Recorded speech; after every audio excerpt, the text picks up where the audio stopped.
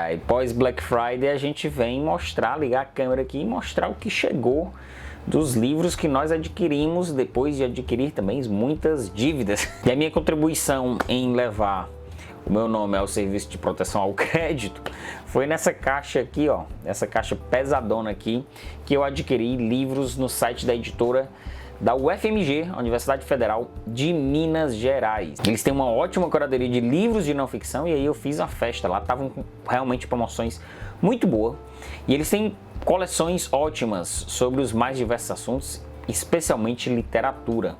Então, se você quer conhecer muito de livros de não ficção envolvendo literatura e artes em geral, filosofia também, tem coisa boa aqui nessa caixa. Se você está chegando agora por aqui, eu sou o Darwin do Seleção Literária e eu te convido para se inscrever no canal. É muito importante que você esteja inscrito, isso ajuda demais aqui o nosso trabalho, a nossa divulgação. E o melhor, é de graça, 2 segundinhos você vai apertar o botão de inscrição aqui embaixo e já vai se inscrever. Isso ajuda muito, contribui muito para o nosso crescimento aqui no YouTube. Então bora lá, vamos preparando. É muito simples a dinâmica desse vídeo, eu vou tirando os livros aqui, mostrando cada um deles na medida que eu for tirando e for lembrando também do que é que se trata.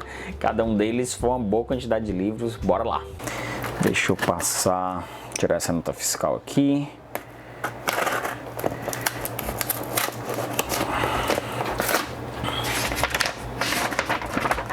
Nove quilos.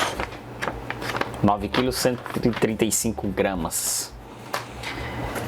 Acho que eu tô achando que esse vídeo vai ficar um pouquinho longo, mas espero que vocês fiquem até o final dele. Eu realmente concentrei todas as minhas compras, nem na festa da USP que rolou no final de novembro eu também adquiri muita coisa não. Fui direto na UFMG, que inclusive estava lá na feira da USP também. Bom, já começo aqui abrindo aqui com Pierre Bourdieu, sociólogo francês, antropólogo e sociólogo francês. Tava falando um dia desses sobre o Bourdieu com meu irmão, o Davi, que ele é sociólogo, e a gente tava falando do Bauman também. E aí tava esse livro lá, tipo assim, coisa de R$20, sabe? Falando sobre as principais linhas de pensamento e correntes filosóficas, aliás, sociológicas do Bourdieu, especialmente envolvendo as questões de dominação social, né, envolvidas relacionadas ao trabalho, e também sobre capitalismo financeiro.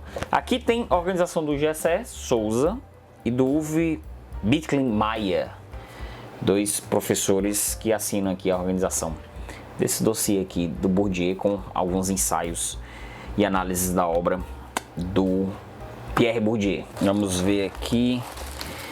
Esse aqui foi o mais caro deles, mas também é o maior, né? Passagens do Walter Benjamin. Esse aqui é todo o período que compreende quase duas décadas em que o filósofo alemão Walter Benjamin viveu em Paris. Então aqui tem a obra completa do que ele escreveu na capital francesa, em 3 volumes. Que beleza, hein? 3 volumaços aqui. Tem muito texto que não consagrou filosoficamente o Benjamin, mas são textos muito pessoais e importantes para a gente entender a visão dele de mundo, de uma forma geral. Acho que um cara como ele, um filósofo como ele, a gente pode descobrir muito em textos como esses aqui, textos passados falando sobre Paris, sobre as pessoas, dele perambulando pelas ruas da cidade. Então valeu muito a pena aqui esse box nessa promoção com as obras do Benjamin. Legibilidade do Mundo, do historiador Hans Blumenberg, historiador alemão. Salvo engano, esse aqui é um lançamento, estava lá em promoção. E esse aqui é também da coleção Humanitas, que é, sem dúvidas, a melhor coleção que a UFMG tem, que tem tudo de história, filosofia, literatura, artes, todo tipo de ensaio. Pode ir nessa coleçãozinha aqui, que tem esse retângulozinho preto, que você vai encontrar muita coisa boa.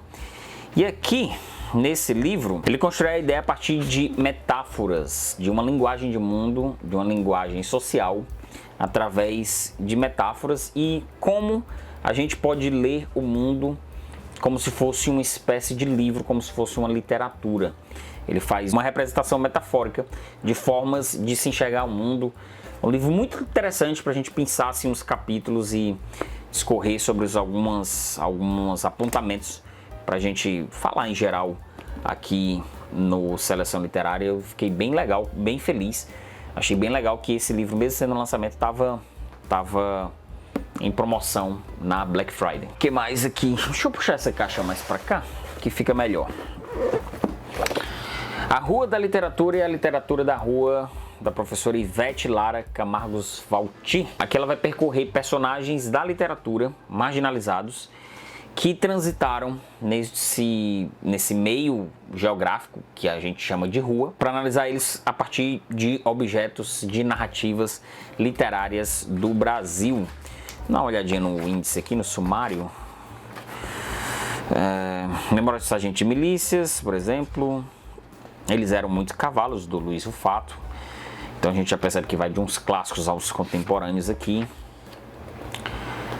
Coletivo de favelas, que são iniciativas informais, né? Espaços entrecruzados, agentes culturais. Então tem muito desse olhar. E olha só que curioso aqui, ó. Já na introdução que ela escreve aqui, da rua, olhares sobre histórias da literatura brasileira, olha como é que ela começa aqui, já puxando inclusive o Benjamin, que ela diz aqui: com o desenvolvimento do projeto de pesquisa da rua, olhares sobre histórias da literatura brasileira, delinearam-se a partir do conceito de passagens de Walter Benjamin, flashes de uma história da rua na narrativa urbana brasileira, na busca de perspectivas de diferentes olhares.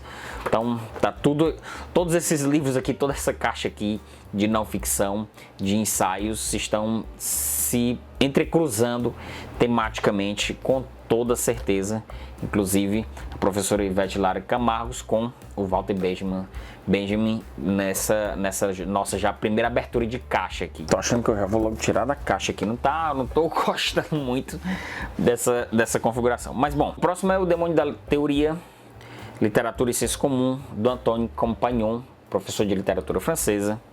Neste livro, 7 noções ou conceitos literários são examinados: a literatura, o autor como autoridade, dando sua opinião, sentido ao texto, o mundo como sujeito e matéria da obra, a leitura compreendida como conversação entre o autor e o leitor, o estilo como escolha de uma maneira de escrever, a história literária como majestosa procissão de grandes escritores e, por último, o valor como propriedade objetiva do cânone literário. Uma belezura de livro para a gente que se interessa por literatura, a gente se debruçar sobre esses ensaios aqui de O Demônio da Teoria. O próximo que a gente tem aqui, ó, é O Traço, a Letra e a Bossa, Literatura e Diplomacia em Cabral, Rosa e Vinícius, do Ronieri Menezes, também da coleção Humanitas. Aqui a gente tem um caso muito clássico, né, daquela geração de 30 e de 45, o João Cabral de Melo Neto, no caso aqui, o Guimarães Rosa e Vinícius de Moraes, que foram diplomatas e estabeleceram grande propriedade sobre a literatura brasileira, e o Ronieri Menezes analisa essa questão do apuro estético mesmo, da escrita diplomática para a escrita artística, e que fundamentou muito da nossa literatura nacional. Aqui nesse ensaio aqui dá pra gente tirar algumas observações muito curiosas sobre a formatação da literatura brasileira. Temos aqui, ó, Silviano Santiago com Jano Janeiro, que são 2 ensaios dele que saem por essa coleção aqui, ó, que tem um nomezinho essa coleção da UFMG, de capa branca, sabe? Deixa eu ver se eu localizo aqui. Bom, não tem. Mas aqui, nesses 2 ensaios, que se tornaram célebres ensaios dos anos 60 do Silviano Santiago, ele perpassa pela obra do Machado de Assis. No primeiro aqui, o Jano Janeiro, em que ele analisa o Ressurreição, e o Retórica da Verossimilhança, que é um grande clássico do ensaio dele.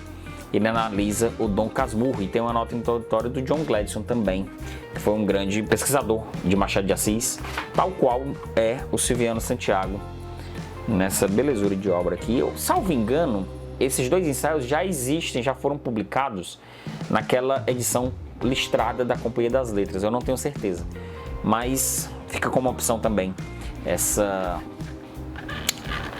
edição da UFMG. Esse livro aqui eu não conhecia até encontrar lá no site, que é o Nem Pedra na Pedra, Nem Ar no Ar, da professora Graciela Ravetti. Saiu aqui pela coleção Invenção.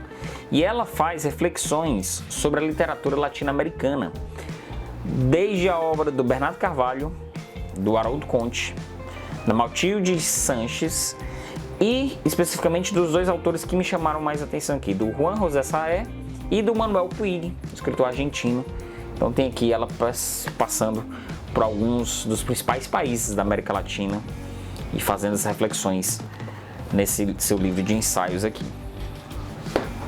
Estou colocando todos os livros no chão aqui porque eu tô com medo do peso não sustentar a minha mesa aqui. Eu não confio muito nessa mesa não.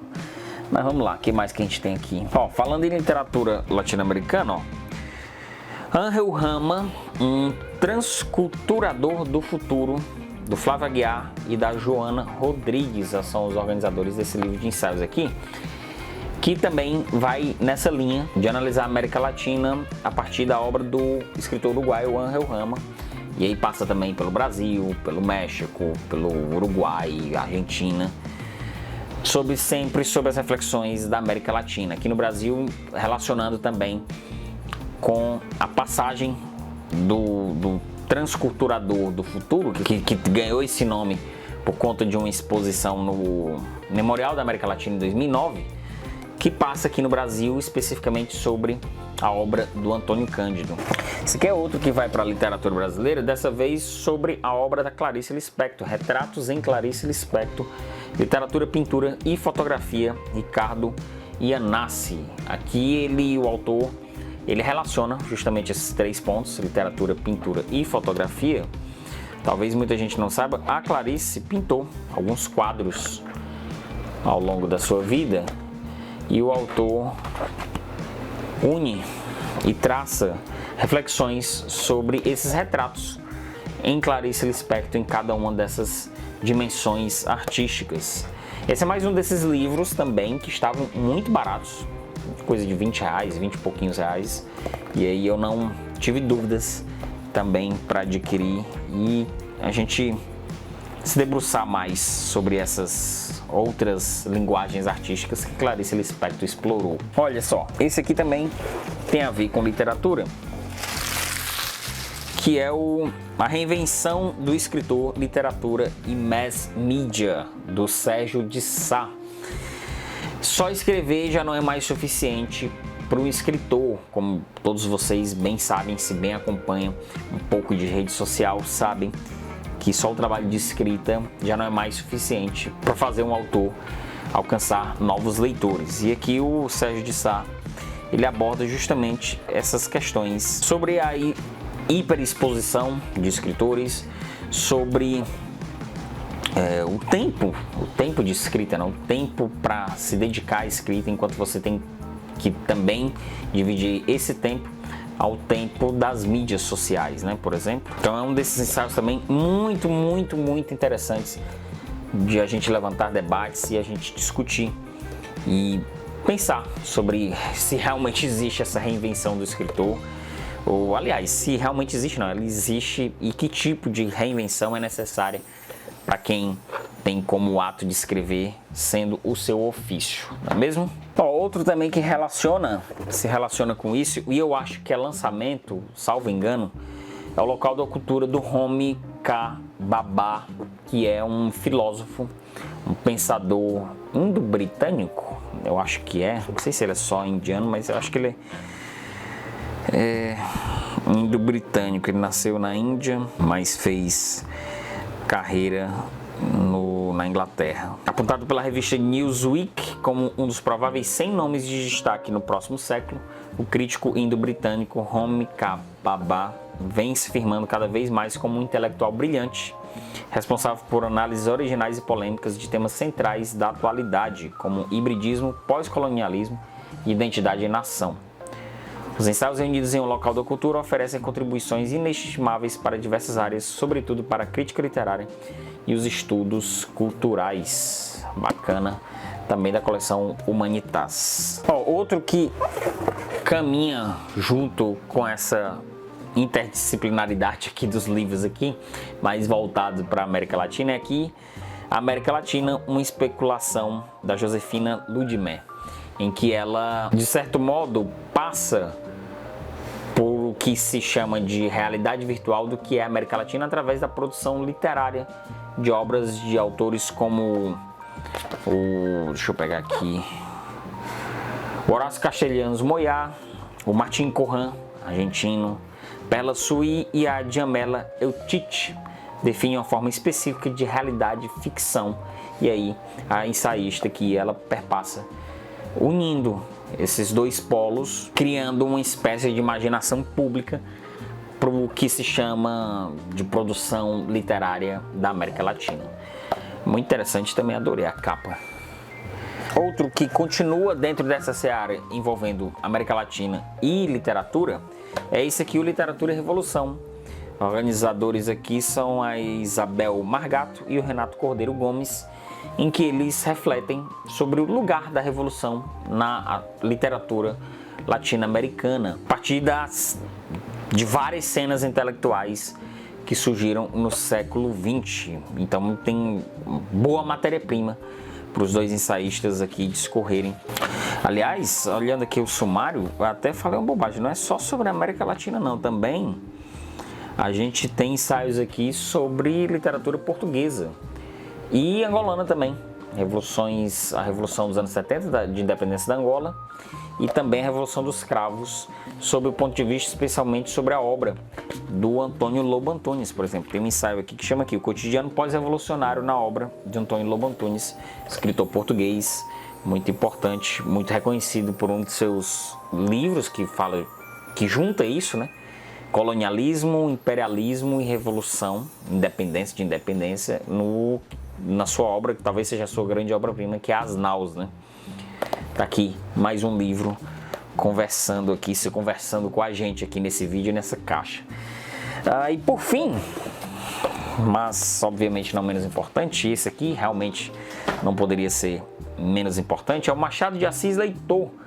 Esse aqui eu também não conhecia, é um dos que eu estava percorrendo o site e encontrei esse livro aqui, o Machado de Assis Leitor, Uma Viagem à Roda de Livros, da Ruth Silviano Brandão e do José Marcos Rezende Oliveira. Sem esgotar as leituras de Machado de Assis, os autores desta obra mostram como o nosso escritor contribuiu para uma nova posição do leitor brasileiro em relação às várias literaturas, diante das quais nunca foi um admirador passivo. O escritor é, antes de tudo, um leitor, então basicamente é isso.